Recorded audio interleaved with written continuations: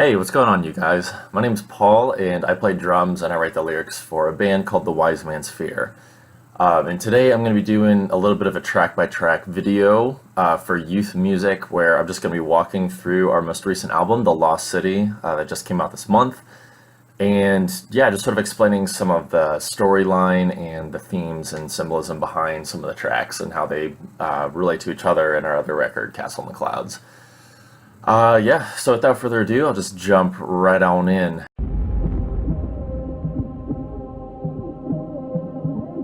The first track on our record is called Cataclysm, and it's sort of a fitting name because the song is about the destruction of this island continent. This was inspired in large part by this dialogue by Plato called Timaeus, and I found this dialogue a couple years back. I was up late night on some Wikipedia rabbit hole reading about Atlantis, and that's always fascinating me, the subject of Atlantis and people's theories of where it might be or what might have happened to it or if it was real, all that stuff. And I found that all the Atlantis mythos essentially come from this dialogue by Plato, and it's really interesting. It's not some grand, like, tall tale that he's telling. He gives like this super structured, detailed geographical, political, cultural description of this island continent. And he calls them like this military superpower, and he goes on explaining the layout of the island and how their conquest was going and how they were about to conquer the known world back at the time. And in the dialogue, he's hearing all this from this dude who's called Timaeus, and Timaeus had heard all this from this Egyptian priest that he met. And this priest was telling him that even though the Greeks are old, the Atlantis is so much older that not even Athenians can't even remember a time when Atlantis was at its zenith. And he was saying how in the past there have been just destructions, wave over wave of destructions of mankind, and it rises and falls and gets obliterated by all these natural disasters and such. And he's saying Atlantis was one of those societies that nearly conquered the entire world and then was destroyed by the ocean. And I thought that was just so fascinating. So I ended up reading that whole dialogue and basing a lot of the inspiration for this album off of that sort of the mystery around Atlantis. And, you know, we don't really know what happened. We don't know if Plato was using it as a literary device or some sort of, you know, just like a hypothetical scenario to talk about certain types of government or whatever. And there are sort of people on both sides of that debate, but I think it's really fascinating, even better because we don't know exactly what happened. But there's also a definite Egyptian influence going on here. And again, so that sort of pays homage to Timaeus and how he was speaking to an Egyptian priest in the dialogue, but then also it's a lot of the lines in this song borrow from my favorite poem by Percy Shelley. Yeah, it's called Ozymandias, and it's a really, really cool poem. I definitely recommend checking it out. But that's where the first lines, "An antique land, a cursed land," come from, as well as "hand that mocked them and the heart that fled," which is a direct quote. Or "the heart that fed" was from the poem, but I tweaked it just a little bit for our purposes. But so very influenced by that, and that poem was about the sighting of this Egyptian statue by a traveler that was presumed to be Ramses II, I think it was. But the poem is just beautiful and entrancing and mysterious, and I wanted to sort of try to channel all those feelings and mix them into this first song that is about the end of the record. So we're sort of starting at the beginning here with this flash forward of the apocalypse, and seeing how everything gets destroyed is, I guess, the narrative of this song. And yeah, so this song deals a lot with like symbolism pertaining to the air, a lot of atmospheric themes. Lines like "the air is sick with bloodlust," "breathe in ash and dust," "days without sunlight," "starless nights." So just all these sort of air-centric phrases that are being used to describe the state of a place or a person. So right here, everything's obviously really tumultuous. So they're not maybe negative, but they're certainly not happy connotations. But that theme of air is very important, and it sort of carries through the trajectory of the album. It's something that will come back time and time again. And then the last thing, sort of on the Egyptian topic, worth noting is I drummed for another band called Whalebones, and last September, so September 2016, we went on tour and we had an off day in New York City after we played a show. And so we stopped by the Brooklyn Museum, and there was this really, really awesome ancient Egyptian exhibit. And we were sort of short on time, but I got a chance to walk around back there, and I saw just on the wall this like 25-foot scroll that was just this benediction in Egyptian hieroglyphics, and it was just, you know, written about this pharaoh and sort of his passing into the afterlife and such. And one of the lines off of that that benediction that had been translated, obviously, was, "The two doors in the earth lie open for me." And I thought that was really, really cool. And I was like, what does it mean? I don't know, but definitely need to use that for a line somewhere down the road. And sure enough, we found a place for it in this song. Yeah, so that's sort of the long-winded explanation behind Cataclysm. It's like a first-person recountant of the destruction of this really great society. And it's a flash forward to the end of the story of the album. So yeah, that's sort of how that's set up.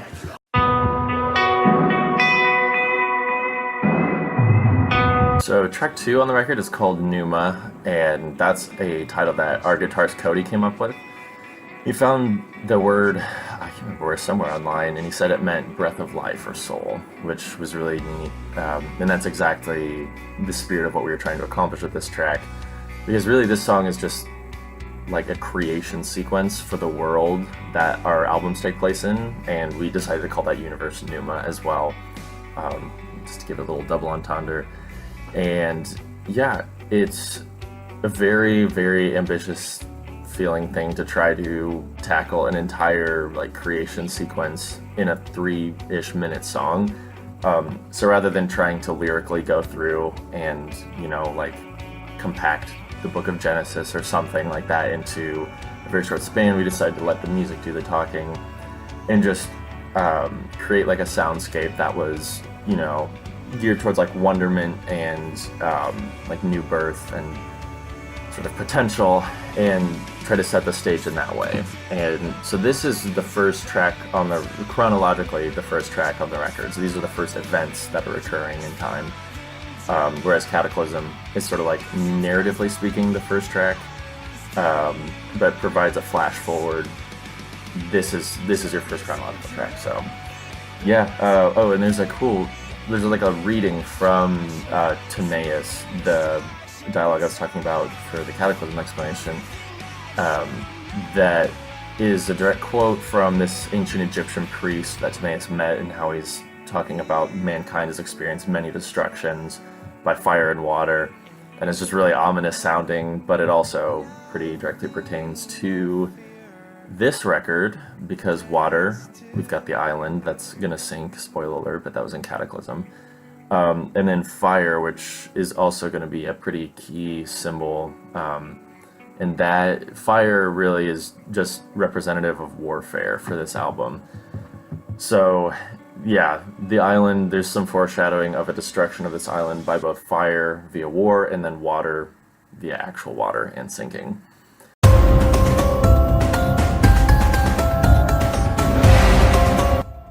Okay, so track 3 on the record is called Grey King. It's one of my favorite tracks. But the title Grey King comes from a couple places. The first of which being this sense of morality, in that he is like fundamentally a good person and he tries to do good, but he's also very, very human and very flawed. So a lot of times he responds in anger and he's judgmental, and, you know, acts out of fear instead of a sense of justice. So he's got the morality gray component to him, but then also it's a bit of a hat nod to King Arthur, who in a couple stories is called the Grey King. And it's not necessarily one of his more common titles, but I was reading a couple books about King Arthur when I first started forming the general plotline for this album, and I saw that title and I thought it was really cool, because it sort of speaks to like a tragic figure and someone who has sort of aged beyond their years, just like King Arthur. You know, he's actually like, he's a pretty tragic hero, I guess, when you read about like his end. You know, it's not a super happy ending to his story, no matter how you slice it. So yeah, there's that component of it as well. This song is essentially an introduction to his character, the Grey King, and he's going to be sort of the primary, one of the two main characters throughout this story. Well, Grey King is his title. His actual name is King Timaeus, just sort of as a reference to the dialogue Timaeus by Plato. And yeah, he is the ruler of the Kingdom of the Mountain, which is what we named the sort of like ruling force on this Atlantean continent we got going on here, this little island. There's a whole lot of symbolism packed into this song. I took some inspiration from the story of Nebuchadnezzar from the Bible by listing off these descriptors of him: iron fists, which means he's got a tendency towards hard rule; silver lips, he's got persuasive words; clay feet, treacherous foundation; a stomach of gold, a hunger for wealth. And then again, in the next verse, those come back. There is a heart like fire, which means he's got a bold spirit; a face like stone, sort of like got a stern demeanor; a mind of water, which is both like weird, shifting thoughts, but then it's also a reference to like blue ocean game theory. There's like a business term, I guess, that's like blue ocean, red ocean, meaning like either looking for new products or competing, as in the case of red ocean, in like an already occupied space. So he's got this like mind of conquest. And then he's got an iron soul, which is a reference to the paranoia that he starts feeling towards the end of the track that makes him just essentially callous to the suffering of other people. He himself is sort of like a symbol for mankind, which is why he gets called a monument to all mankind. And that's got a bit of a double meaning where, on the one hand, he represents mankind and his actions are sort of representative of all of his people, but then, on the other hand, he's sort of like a living like tombstone, like a monument to humankind.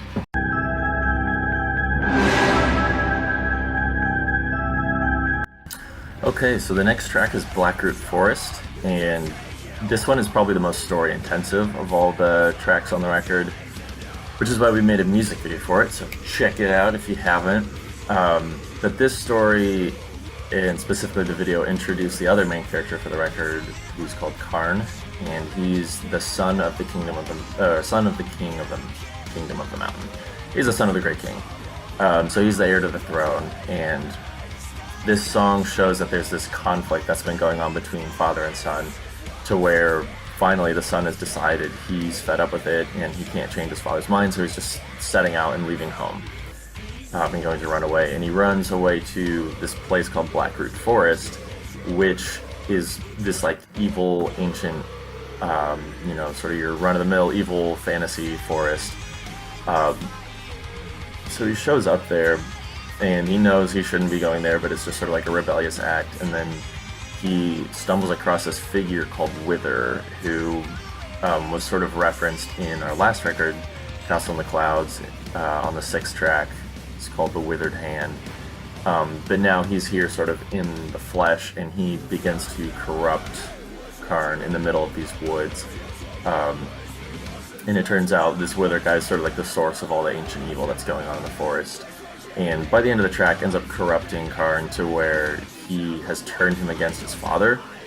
And then essentially Karn decides to raise up his own army to attack his father's kingdom, because he decides it would be better just to overthrow his father, and he's become so corrupted by Wither. Because Wither's only real goal is just to sow chaos and strife. So yeah, at the end of the track, he gives Karn a new name as his disciple, and calls him Chaotica, and so we see this full transformation take shape. There's some more of this atmospheric symbolism. This stench of death still lingers on the breeze. Skies crashing in upon burning skies. And then we've also got the introduction of the concept of home, which remains very important throughout the record. I guess Karn or Chaotica, whichever, is sort of in search of a place that he feels like he's home. And the chorus sort of alludes to that. In the chorus is really Timaeus talking, or like calling out to him and being, you know, like, you don't have to do this, you don't have to run away, you don't have to, you know, take these drastic measures, essentially like calling for his son to come back. But to no avail. So yeah, by the end of it, Karn becomes completely corrupted, transforms into Chaotica, which is what you see at the end of our music video. And he's sort of just beyond reasoning and is out for blood. He's real angry now. I don't care what you said. What Time Brings. This track sort of draws on some story elements that aren't directly referenced. They're sort of implicitly there. But basically, it's talking about this sort of like behind the scenes romance that's been going on between Karn, the son of the Grey King, and then this woman Rosetta, who is from a neighboring kingdom, and their kingdoms aren't at war, but they have sort of this fragile peace that was only achieved after a bunch of wars. So her kingdom is it's like submissive to the kingdom of the mountain, but it's, you know, it's sort of a touchy subject. So politically, their romance is a very bad idea, and it's a very dangerous thing.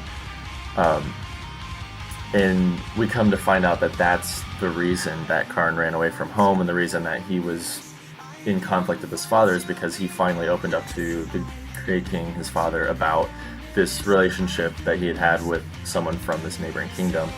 And King Timaeus just flips out at him and, you know, tells him, you know, stop immediately, and you can't be doing that, and, you know, our kingdoms fought for this peace, and now you're going to jeopardize it. You're an idiot. And yeah, so for What Time Brings, after Karn has become corrupted and turned into Chaotica via Blackroot Forest, he goes to Rosetta's house in the middle of the night, and he sort of slips into the city, and he goes to talk to her. And it's the first time he's talked to her in 7 years, as per the chorus, and it's the first time he's talked to her as Chaotica, now that he's corrupted. And he comes here with sort of these like wild schemes about how he's going to overthrow his father's kingdom so they can finally be together, and it's just obvious to her that he's like out of his mind.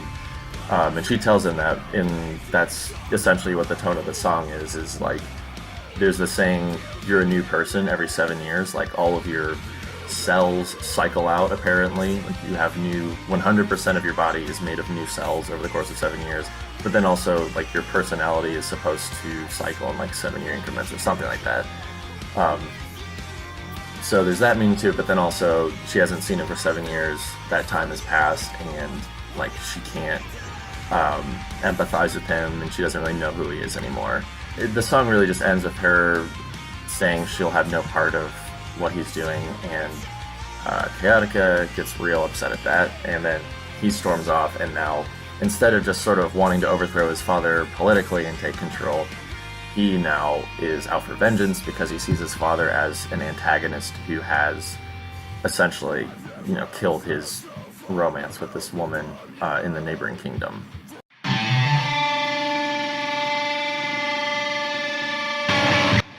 Up next, we have track 6, which is The Forges of Ire. And this is just a direct sequel to track 5. So right after Chaotica leaves Rosetta, he's really angry at his father. He goes, and in The Forges of Ire, he forms a new nation called Ire, the Kingdom of Ire. And The Forges of Ire is literally just him building an army, forging swords, and sort of gathering up his forces with the intent of going and destroying the Kingdom of the Mountain. Yeah, this track, the style of it is very chaotic. It sort of pays homage to the Chariot, Norma Jean, that type of like chaotic metalcore. And that was sort of Nathan's brainchild, was to have this like, you know, crazy, wild feeling emotional track.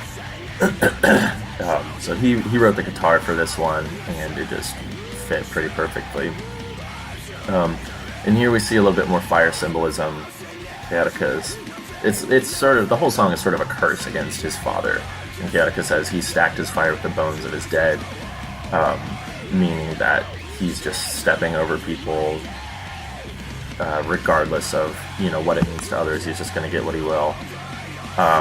And it's a very like personal curse from son to father, just like a little bit sadistic. But he curses Timaeus in this very like intimate way that would mean something more from the heir of a throne to his father, the king, saying, "May you wander the earth as a nomad, nameless until the day you die." So may you have your family and this kingdom that you've worked so hard for taken from you, so that you're this nameless wanderer. He tells him his sons are dead and that he killed them. His daughters have fled and he drove them away. Just all of these, essentially the most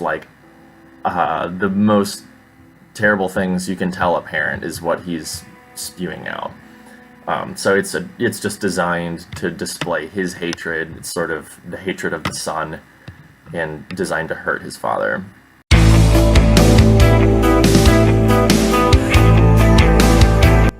Track 7 is called The Deepest Dark, and this song is the direct aftermath of the first conquest by Chaotica. So after the Forges of Ire, he leaves and he goes and he just raids this village that's part of the Kingdom of the Mountain. But unbeknownst to him, his own mother, the queen of that kingdom, was in that village at the time. So it's sort of like a war of attrition, burn the buildings, salt the earth, kill anything that moves, sort of make a statement attack. And in doing so, his army kills his own mom, and The Deepest Dark is about him realizing that, and he's obviously very troubled by that. So he starts to have some doubt about the path he chose, and about, maybe this wither dude that I met in the forest wasn't actually looking out for my best interest. And this is sort of the first time he's stopped to cool down and reflect on anything since track 4, when he first left his home. But it's kind of too late. He feels bad, but the damage is done, and he sort of has to live with the consequences now.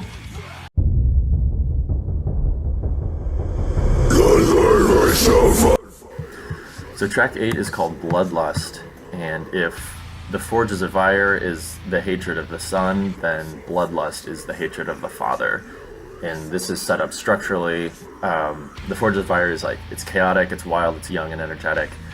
And Bloodlust is very slow and methodical and just crushing. It's like a down-tempo song, modeled after like a Black Tongue or something of that variety, that's just meant to absolutely, it's the heaviest track that we know how to write at this point in time. And it's really to signify that King Timaeus has heard the news that his son killed his own wife, and up until now he's sort of been hoping that his son would return to him, prodigal son style, and maybe there's still some chance that they could make up. But this happens, and he no longer is interested in talking to his son. This flips a switch in him, and he goes from this guy who's sort of on the edge about this war to all of a sudden it's now it's personal. He just wants to destroy his son, and he's just absolutely blind with hatred. So there are a couple key symbol elements that go on here. So there's a lot of, again, the fire references to invoke a spirit of warfare. There's a line that says "Father like Romulus," and that's to reference how he, Romulus was one of the legendary founders of Rome, but Romulus and Remus, the two of them, were apparently or allegedly raised by wolves. So it's the line is just sort of to show that when he needs to be brutal, that's there for him. And he calls Chaotica the serpent that eats his own tail, which is important because the serpent is the symbol of the Kingdom of Ire. So the serpent eating its own tail is essentially him saying, Chaotica, you did this to yourself. You dealt your own finishing blow. He calls people descendants of fire, born from it, bred for it, which means, people are the product of war, and as much as we hate war, we also, all of our civilizations are a product of war, and every generation grows up to fight war. It's this like weirdly unavoidable cycle, and he's essentially just resigning to the fact that he's about to go in this all-out warfare. Rounds it off with the line "brothers like sand and glass," and that's important because if you take a blowtorch to sand, you get glass. So he's saying the bond between them, instead of father and son, they're now more like brothers that are only bound by warfare. Like that's the one thing that they still share. So he's real mad.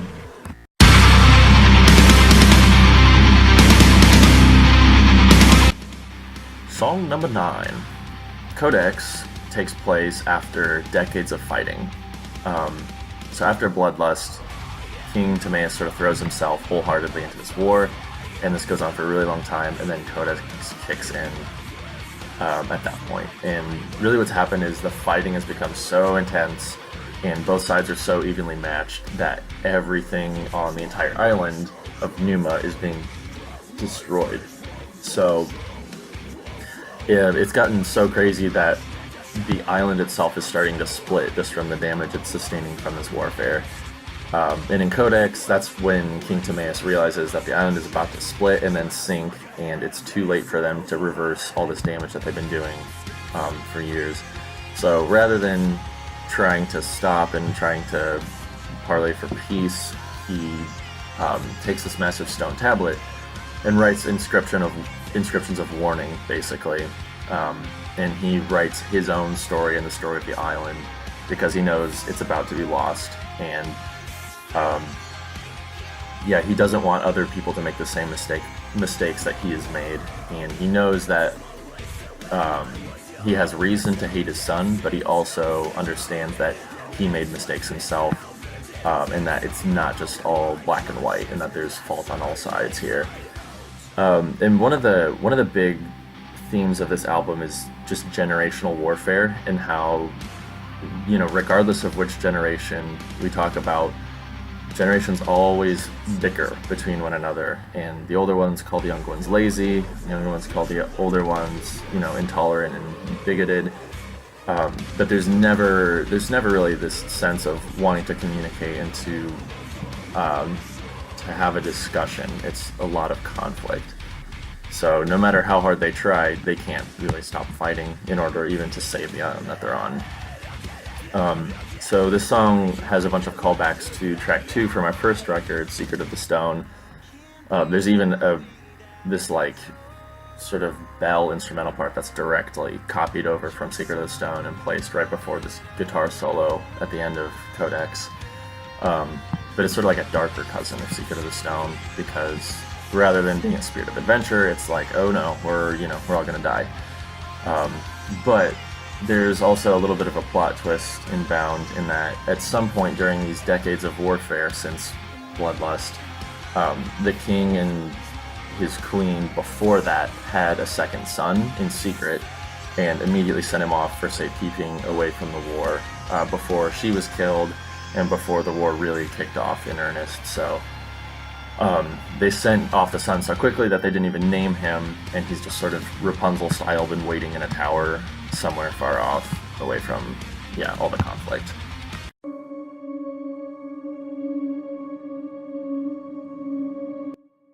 Dreamscape is track 10, and this is one that's from Chaotica's perspective.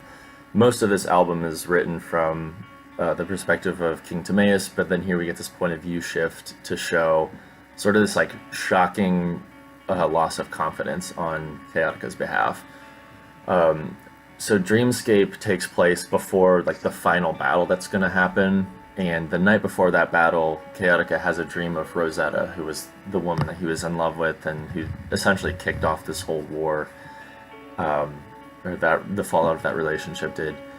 And so he has this dream of her, and it sort of shakes him pretty badly, to where he doesn't know if his convictions are right and if he's acted in justice or if he's just been full of hate and sort of nonsense violence. But it's the last sort of like human thought that he has before he, completely goes crazy. So it's just a little bit of a slowdown, and just essentially him experiencing some regret right before the end happens.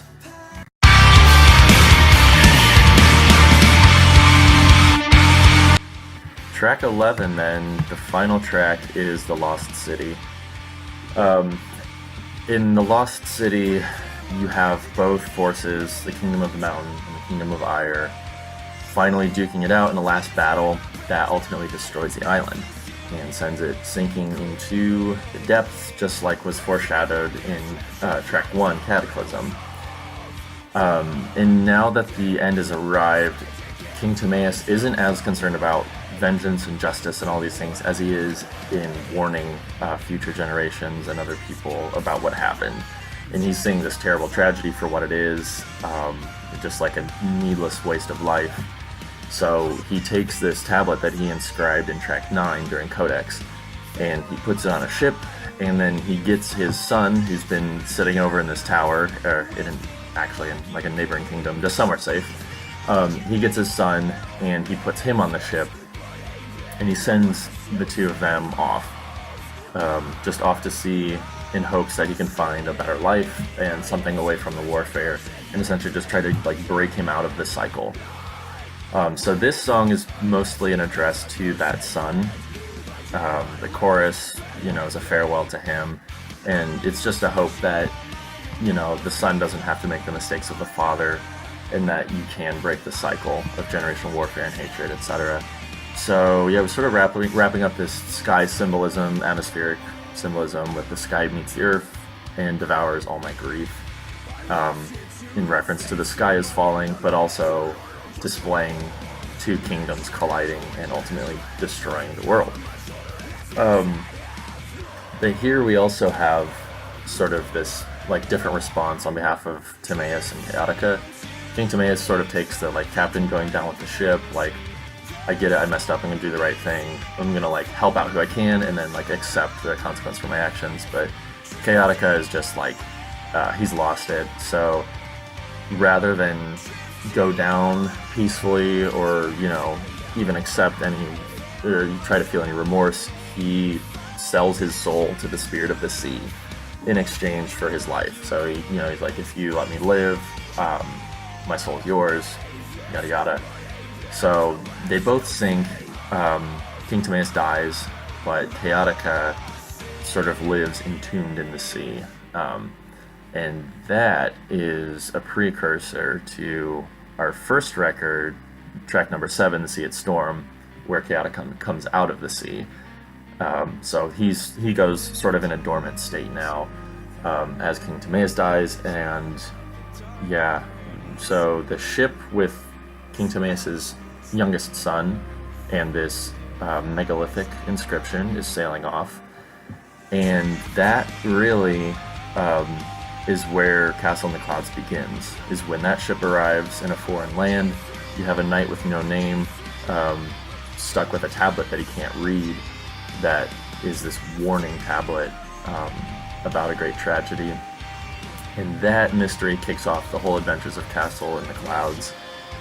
And we see also now that Chaotica and the knight from Castle in the Clouds are brothers, which is hugely important because the sort of point there is that you can have the same person introduced to the same set of circumstances and get totally different results, right? So we have the knight in Castle in the Clouds, and really it's sort of parallel in what the two of them experience, Chaotica and the knight. There's heartbreak, there's quest for truth, there's trying to find home, all these things. And the knight responds positively and he's a hero. And Chaotica responds negatively and he's a villain. And, biologically they're almost the same person. So I guess the message with this album here is that circumstances do not and cannot define you. It's all about how you respond to things. And you always have the choice to sort of control your own fate in that way, or at least control who you become. That's not out of your reach. Yeah, so go check out The Lost City, give it a listen, and then queue up Castle in the Clouds after it, because the story continues. Thanks so much for watching, you guys. Be sure to subscribe to Youth Music for more cool stuff coming up. And yeah, hope you have a great day. Thanks for listening.